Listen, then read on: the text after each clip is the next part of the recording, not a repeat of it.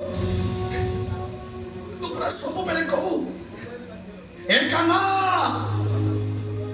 ତୁ ଏକର ଚାକର ନୁହଁରେ, ତୁ ଏକର ପୁଅ।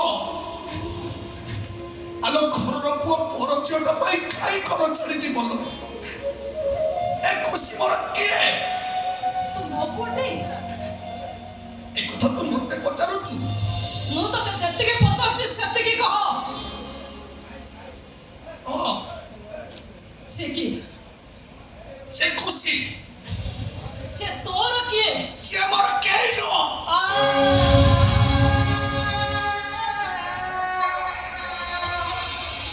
ତୁ ମୋ ମା, ତୁ ମୋର ସବୁ କିଛି ଲୋ। ସେ ମୋର କେହି ନୁହଁ। ତା ସହିତ ତୋର ସମ୍ପର୍କ କଣ? ମୁଁ ତାକୁ ବାହା ହେଇଛି। ସେତେ ଦିନ ଯେ ପୁଅ ଅଭିଆଡ ଥାଏ, ସେତେ ଦିନ ଯେ ପୁଅ ମା ରହିଥାଏ, ଆଉ ଯୋଉଦିନ ପୁଅ ବାହା ହେଇଯାଏ ସେଦିନ ମା ତା ବଳଦ କାନରୁ ଫିଟେଇ ସ୍ତ୍ରୀର ବଳଦ କାନରେ ଧରେଇ ଦିଏ। ଏ କାହ୍ନା, ତୁ ପୁରା ଖୁସିର ହାତ ଧରିଛୁ। ତାକୁ ଏକୁଟିଆ ଛାଡ଼ିଦେଲେ ତମ ପୁରୁଷ ପଡ଼ିଆ ପ୍ରତି ଅନ୍ୟାୟ ହବରେ ତା ଶଙ୍ଖା ସିନ୍ଦୁରର ମାନ କମିଯିବ। ସେ ଯାହା ବି ହଉ, ମୁଁ ଏ ଘର ଛାଡି କୁଆଡେ ଯିବିନି। ତତେ ଛାଡି ମୋ ବଡ ବାବୁକୁ ଛାଡି ମୁଁ କୁଆଡେ ଯିବିନି। ତତେ ଅଳ୍ପ ଯିବାକୁ ହବ। କହିଲି ପରା ମୁଁ ଯିବିନି ବୋଲି। ମୋର ସ୍ତ୍ରୀ ଦରକାର ନାହିଁ, ସ୍ୱାମୀ ପଡ଼ିଆ ପାଳନ କରିବା ଦରକାର ନାହିଁ ଲୋ ମା।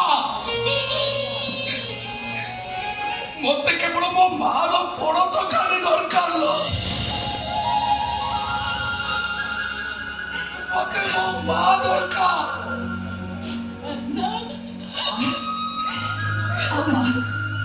ଆପଣ କାହ୍ନାକୁ ବାଧ୍ୟ କରନ୍ତୁନି।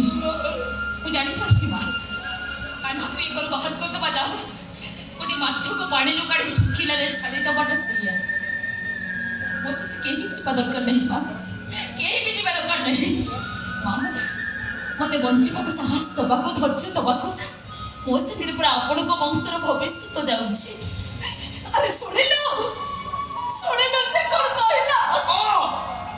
ତା ପେଟରେ ପିଲା ଅଛି। ସେ ପିଲାଟା ଏ ବଂଶର ଭବିଷ୍ୟତରେ କାନ୍ଦ। ତାର ଯଦି କିଛି ହେଇଯାଏ ତାହେଲେ ମହାପାତ୍ର ବଂଶଟା ଲୋପ ପାଇଯିବ। ବଡ଼ ପୁଅଟା ତ ବାହା ହେଲାନି, ସାନ ପୁଅଟା ଘରୁ କୁଆଡେ ଗଲା, କଣ କଲା, ତାର କିଛି ଖୋଜ ଖବର ବି ନାହିଁ। ଆଉ ତୁ କଣ ଚାହୁଁଛୁ ଏଠି ଆରେ ଶିଆଳ ରଡ଼ି ଦଉ? ତୋ ମାର ସାଧ ଦବାକୁ ଏ ଘରେ କେହି ନ ରହୁ। କାହ୍ନା,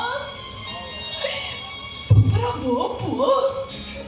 ସତରେ ଯଦି ତୁ ମୋ ପୁଅ, ସତରେ ଯଦି ତୁ ମତେ ମା ବୋଲି ଭଲ ପାଉଥାଉ, ତାହେଲେ ମାଟା ତା ବଂଶର ଉତ୍ତରାଧିକାରୀକି ବଞ୍ଚେଇ ରଖିବା ପାଇଁ ତୋ ପାଖରେ ହାତ ଯୋଡୁଛି।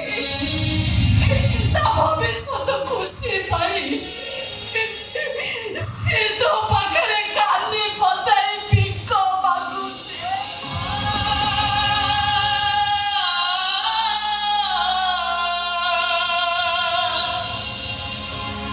ତୁ ଯେମିତି କହିଲୁ ମା,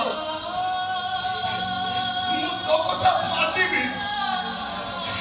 ହେଲେ ମାଲୋ, ତୁ ମତେ ହାତ ଯୋଡି ମତେ ପାପର ଭାଗିଦାରୀ କରିନିଲ। ମୁଁ ଯିବି ଲୋ ମା, ଏଇ ଖୁସି ପାଇଁ ନୁହଁ, ମୁଁ ତୋ ଖୁସି ପାଇଁ ଯିବି। ହେଲେ ମାଲୋ, ମୋର ଗୋଟେ କଥା ରଖିବୁ। ତୁ ତ କାହ୍ନାକୁ ଭୁଲି ଯିବୁନି ତ?